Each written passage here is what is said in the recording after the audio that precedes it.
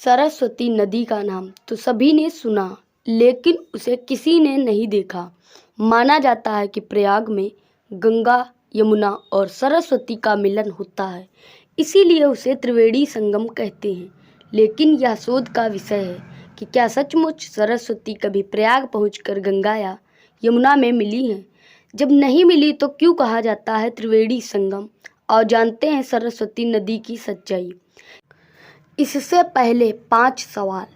क्या कभी सरस्वती नदी का अस्तित्व था तो इसका वैज्ञानिक आधार क्या था? यदि सरस्वती नदी थी तो वह क्यों लुप्त हो गई? क्या सरस्वती नदी कभी गंगा से मिली थी? यदि सरस्वती नदी थी तो क्या उसका इतिहास भी था?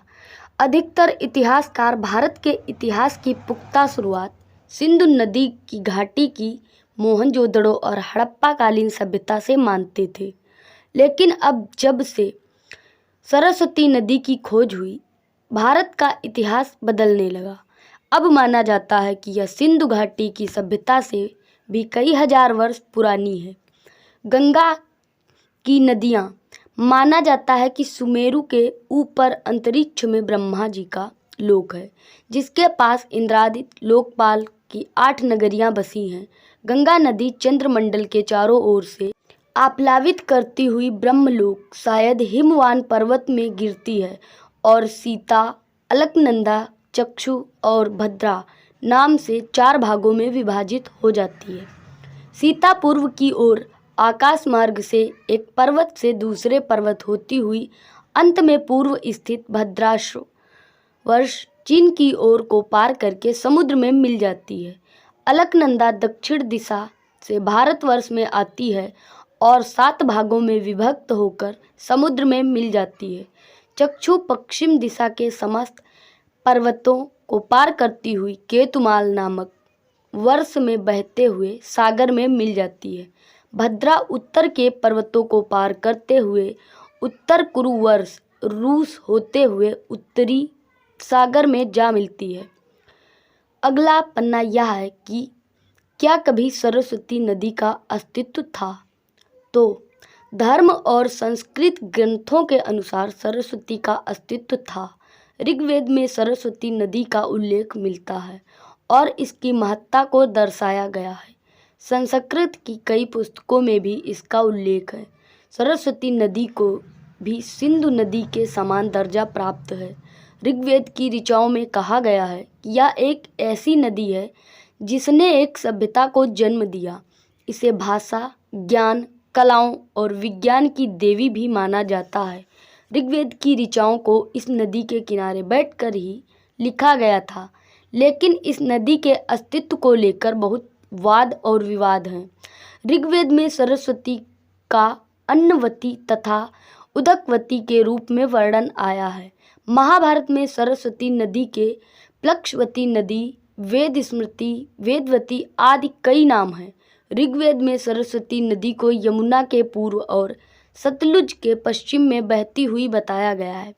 तांडय और जैमिनीय ब्राह्मण में सरस्वती नदी को मरुस्थल में सूखा हुआ बताया गया है। महाभारत में सरस्वती नदी के मरुस्थल में विनाशक नामक जगह पर विलुप्त होने का वर्णन है। इसी नदी के किनारे ब्रह्मावर्त था, कुरुक्षेत्र था, लेकिन आज वहाँ जलाशय है। महाभारत में भी सरस्वती नदी का उल्लेख है और कहा गया है कि यह गायब हो गई नदी है। जिस स्थान पर यह नदी गायब हुई है उस स्थान को विनाशना अथवा उपमज्जना का नाम दिया गया। इस बात का भी उल्लेख है कि बलराम ने द्वारका से मथुरा तक की यात्रा सरस्वती नदी से की थी और लड़ाई के बाद यादवों का पार्थिव अवशेषों को इसमें बहाया गया था। यानी तब से इस नदी से यात्राएं की जा सकती थी। प्रश्न नंबर 3, यदि सरस्वती नदी का अस्तित्व था तो क्या इसका वैज्ञानिक आधार भी है? एक फ्रेंच प्रोटो हिस्टोरियन माइकल डेनिनो ने नदी की उत्पत्ति और इसके विलुप्त होने के संभावित कारणों की खोज की है। वे कहते हैं कि ऋग्वेद के मंडल 7वें के अनुसार एक समय पर सरस्वती नदी बहुत बड़ी नदी थी जो कि पहाड़ों से बहकर नीचे आती थी। अपने शोध द लास्ट रिवर में डेनिनो कहते हैं कि उन्हें बरसाती नदी घग्गर नदी का पता चला। कई स्थानों पर यह बहुत छोटी सी धारा है, लेकिन जब मानसून का मौसम आता है तो इसके किनारे 3 से 10 किलोमीटर तक चौड़े हो जाते हैं। इसके बारे में माना जाता है कि यह कभी एक बहुत बड़ी नदी रही होगी। यह भारत तिब्बत की पहाड़ी सीमा से निकलती है। उन्होंने बहुत से स्रोतों से जानकारी हासिल की और नदी के मूल मार्ग का पता लगाया। ऋग्वेद में भौगोलिक क्रम के अनुसार यह नदी यमुना और सतलुज के बीच रही है। यह पूर्व से पश्चिम की तरफ बहती है। नदी का तल पूर्व हड़प्पा कालीन था और 4000 ईसा पूर्व के मध्य में सूखने लगी थी। अन्य बहुत से बड़े पैमाने पर भौगोलिक परिवर्तन हुए और 2000 वर्ष पहले होने वाले इन परिवर्तनों के चलते उत्तर पश्चिम की ओर बहने वाली नदियों में से एक नदी गायब हो गई और यह नदी सरस्वती नदी थी। डैनिनों का कहना है कि करीब 5000 वर्ष पहले सरस्वती के बहाव से यमुना और सतलुज का पानी मिलता था। यह हिमालय ग्लेशियर से बहने वाली नदियां हैं। इसके जिस अनुमानित मार्ग का पता लगाया गया है, इसके अनुसार सरस्वती का पथ पश्चिम गढ़वाल के बंदरपंच गिरपिंड से संभवतः निकला होगा। यमुना भी इसके साथ साथ बहा करती थी। कुछ दूर तक दोनों नदियां आसपास बहती थी और बाद में मिल गई होंगी। यहाँ से यह वैदिक सरस्वती की नाम से दक्षिण की ओर आगे बढ़ी और जब यह नदी पंजाब हरियाणा से निकली तब बरसाती नदियों, नालों और घग्गर इस नदी में मिल गई होंगी। पटियाला से करीब 25 किलोमीटर दूर दक्षिण में सतलुज, जिसे संस्कृत में सतारदू कहा जाता है, एक उपधारा के तौर पर सरस्वती में मिली। घग्गर के तौर पर आगे बढ़ी हुई यह राजस्थान और बहावलपुर में हाकरा के तौर पर आगे बढ़ी और सिंध प्रांत के नारा में होते हुए कच्छ के रण में विलीन हो गई। इस क्षेत्र में यह सिंधु नदी के समानांतर बहती थी। इस क्षेत्र में नदी के होने के कुछ और प्रमाण हैं। इसरो के वैज्ञानिक A.K. गुप्ता का कहना है कि थार के रेगिस्तान में पानी का कोई स्रोत नहीं है, लेकिन यहाँ कुछ स्थानों पर ताजे पानी के स्रोत मिले हैं। जैसलमेर जिले में जहाँ बहुत कम बरसात होती है, जो कि 150 मिमी से भी कम है, यहाँ 50-60 मीटर पर भूजल मौजूद है। इस इलाके में कुएं साल भर नहीं सूखते। इस पानी के नमूनों में ट्राइटियम की मात्रा नगण्य है, जिसका मतलब है यहाँ आधुनिक तरीके से रिचार्ज नहीं किया गया है। स्वतंत्र तौर पर आइसोटोप विश्लेषण से भी इस तथ्य की पुष्टि की हुई है कि रेत के टीलों के नीचे ताज़ा पानी जमा है और रेडियो कार्बन डाटा इस बात का संकेत देते हैं कि यहाँ कुछ 1000 वर्ष पुराना भूजल मौजूद है। आश्चर्य की बात नहीं है कि ताजे पानी के ये भंडार सूखी तल वाली सरस्वती के ऊपर हो सकते हैं। सैटेलाइट चित्र की बात करें तो यह 6 नदियों की माता सप्तमी नदी रही है। यह स्वयं पायसा अपने ही जल से भरपूर और विशाल रही है। यह आदि मानव के नेत्रोन्मीलन से पूर्व काल में न जाने कब से बहती रही थी। एक अमेरिकन उपग्रह ने भूमि के अंदर दबी इस नदी के चित्र खींचकर पृथ्वी पर भेजे। अहमदाबाद के रिसर्च सेंटर ने उन चित्रों के आधार पर यह निष्कर्ष निकाला कि शिमला के निकट शिवालिक पहाड़ों से कच्छ की खाड़ी तक भूमि के अंदर सूखी किसी नदी का तल है, जिसकी चौड़ाई कहीं कहीं 6 मीटर है। उनका यह भी कहना है कि किसी समय सतलुज और यमुना नदी इसी नदी में मिलती थी। सैटेलाइट द्वारा भेजे गए चित्रों से पूर्व भी बहुत भूगर्भ खोजकर्ता इस निष्कर्ष पर पहुंच चुके हैं। राजस्थान के एक अधिकारी N.N. गोडबोले ने इस नदी के क्षेत्र में विविध कुओं के जल का रासायनिक परीक्षण करने पर पाया था कि सभी के जल में रसायन एक जैसा ही है, जबकि इस नदी के क्षेत्र के कुओं कुछ फलांग दूर स्थित कुओं के जलों से रासायनिक विश्लेषण दूसरे प्रकार का निकला। केंद्रीय जल बोर्ड के वैज्ञानिकों को हरियाणा और पंजाब के साथ साथ राजस्थान के जैसलमेर जिले में सरस्वती नदी की मौजूदगी के ठोस प्रमाण मिले। अगला प्रश्न था कि सरस्वती नदी आखिर क्यों लुप्त हो गई। अगर सतलज और यमुना के प्रवाह में आप सरस्वती का भी प्रवाह जोड़ देंगे तो आपको इसका अंदाजा होगा कि इस नदी की क्या ताकत रही होगी। यह कारोबार और व्यापार का सबसे अच्छा रास्ता रहा होगा और इसके उर्वरक और बेसिन के आसपास रिहायशी बस्तियां भी रही होंगी। लेकिन प्राचीन समय में कुछ बड़े भूकंपों के कारण उत्तर भारत की भौगोलिक स्थिति को पूरी तरह से बदल कर रख दिया गया। ये भूकंप इतने शक्तिशाली थे कि सरस्वती और इसकी उपधाराओं के पुराने रास्ते ही बदल गए। इसका परिणाम यह हुआ कि सतलुज ने रास्ता बदला और यह पश्चिम में सिंधु नदी से जा मिली और यमुना नदी पूर्व की ओर गंगा के पास आ गई। ऐसा प्रतीत होता है कि पृथ्वी की संरचना आंतरिकी में हुए बदलाव के चलते सरस्वती भूमिगत हो गई और यह बात नदी के प्रवाह को लेकर आम धारणा में काफ़ी करीब है। सरस्वती सिंधु के इलाके में बड़े पैमाने पर ग्राउंड फॉल्ट्स को सैटेलाइट तस्वीरों से भी जाना जा सकता है। यह परिवर्तन सरस्वती सिंधु के क्षेत्रों में हुआ और इस कारण सरस्वती का पानी नीचे चला गया और सरस्वती भूमिगत होकर गायब हो गई। अगर हम पानी के इस प्राचीन स्रोत को फिर से जीवित कर सकें तो यह पश्चिम और उत्तरी राजस्थान की सूखी धरती के लिए बहुत बड़ा उपकार होगा। लगभग इस काल में एक वैश्विक सूखा पड़ा जिसके कारण संसार की सभ्यताएं प्रभावित हुई और इसका दक्षिण यूरोप से लेकर भारत तक पर असर हुआ।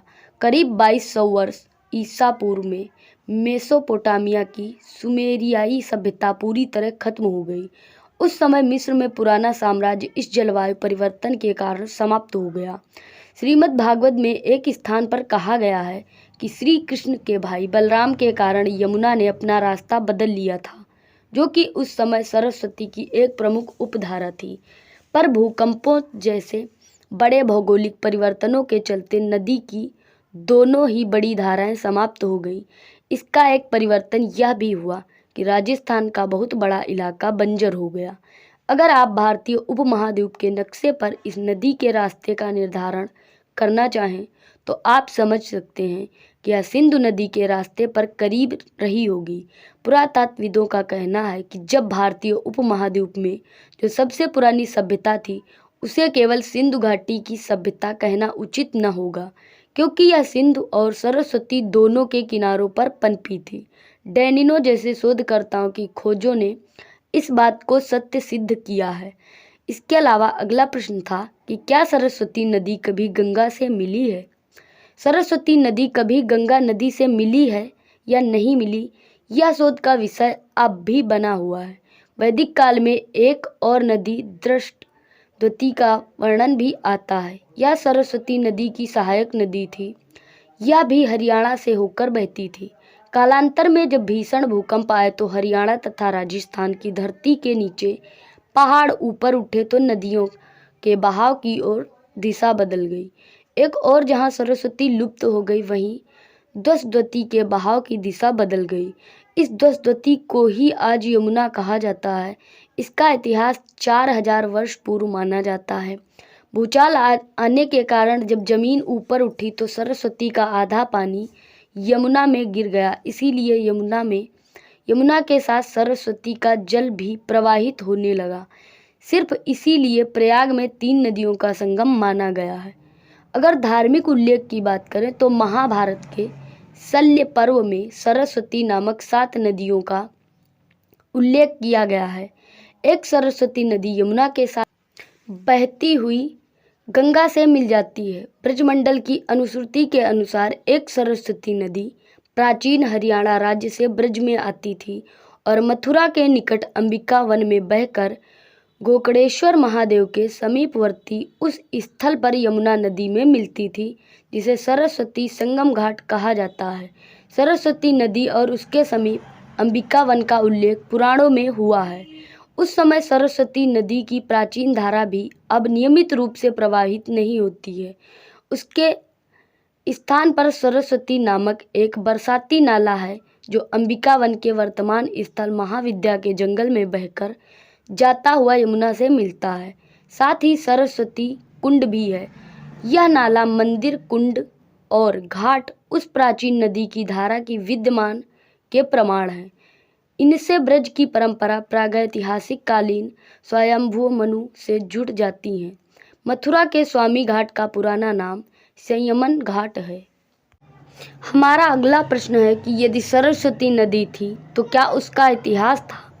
भारत के एक ओर सिंधु नदी और उसकी सहायक नदियां बहती हैं, तो दूसरी ओर ब्रह्मपुत्र और उसकी सहायक नदियां बहती हैं। दोनों के बीच सरस्वती, यमुना और गंगा का जल भारत के हृदय में है।